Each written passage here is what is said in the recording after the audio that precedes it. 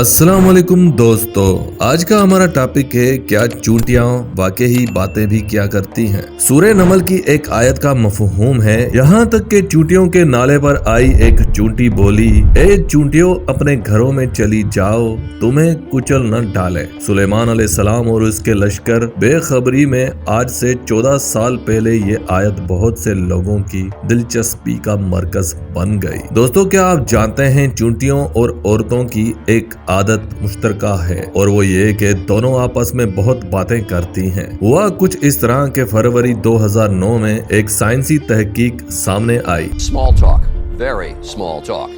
Scientists have long studied how various creatures communicate. Dolphins in the water, chimpanzees on land, birds in flight. But insects, could they possibly have anything to say? Well, when it comes to the tiny ant, it turns out the answer may be yes. Here's Nick Watt.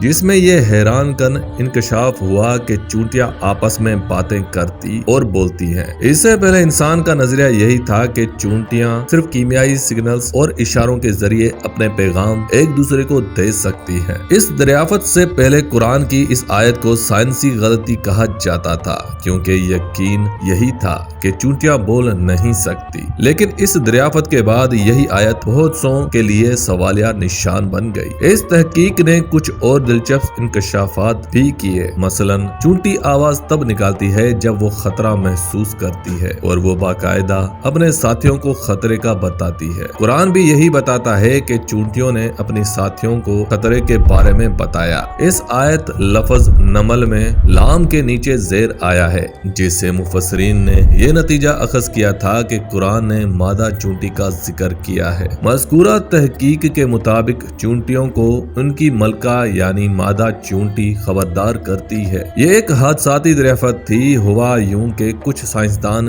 नीली तितली पर तहकीक कर रहे थे।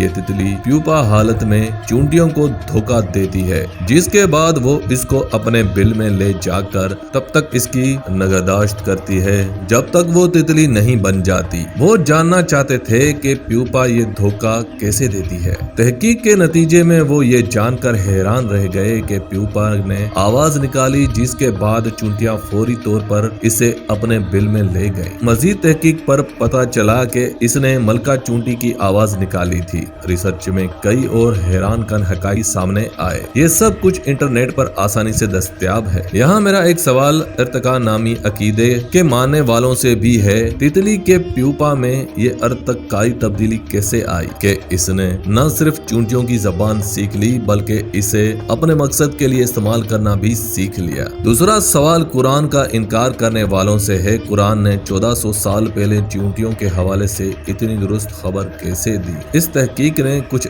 और दिलचस्प इंकशाफात भी किए हैं, जिन पर एक अदद और तफसीली वीडियो बनाई जाएगी। तो दोस्तों, उम्मीद करता हूँ वीडियो आपको पसंद आई होगी। वीडियो अंत तक देखने का आपका बहुत शुक्रिया। जाते जाते इस वीडियो को लाइक करें, हमारे चैनल सब्सक्राइब करें और बेल आइकन को जरूर दबाएं और अपने दोस्तों को जरूर शेयर करें।